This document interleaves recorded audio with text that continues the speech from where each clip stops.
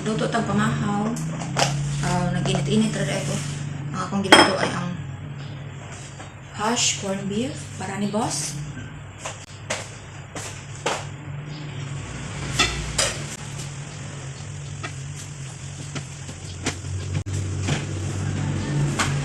Nakita na ko inyo ang akong gilutong hash corned beef. Ako na siya ay hash corned beef. Huwag mo ka-try ani. Lamin na siya.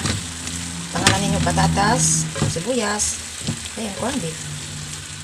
So, busog na ang akong bossing ani.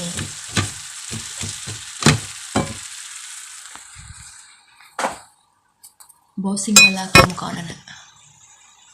Yan na po yung monggos nga leftover. Akong giinit. Mag-init po po ang rice. Init lang kayo. Daghan man ang sobra.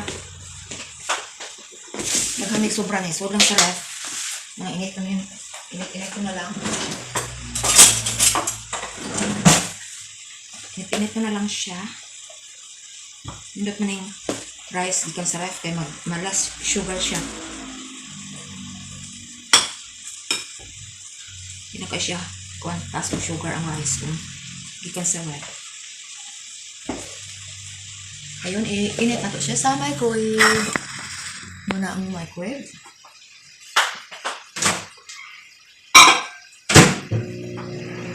So, dali na kayo, no?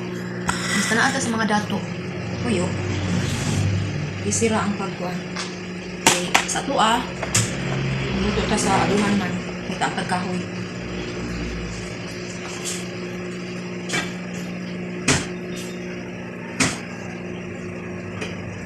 Shout out tayo ninyo diha sa akong mga pamilya. Sa tuwa kasuway mo anak ang inyong kahoy, inyong magluto ang kahoy ang gamiton. Ya, abuhan na yun. Kami nga anak, pero nga ako mga anak ron. Gamit-gamit na portable stove. Bukin, hindi na mga ahoy ko. Pero kami sa una, mga ahoy, give me. Masumot ang luto sa kahoy.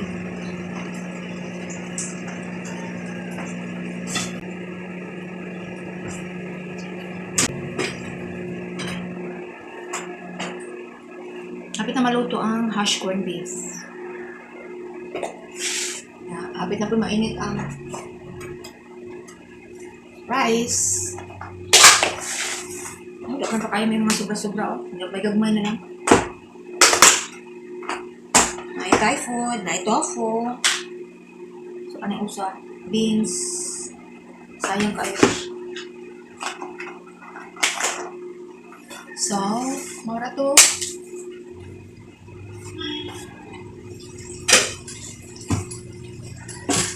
Luto na ang atong luto nga hash corned beef. See? Happy na si bossing nga na siyang pamahaw. So, mara to. Thank you for watching. Bye-bye!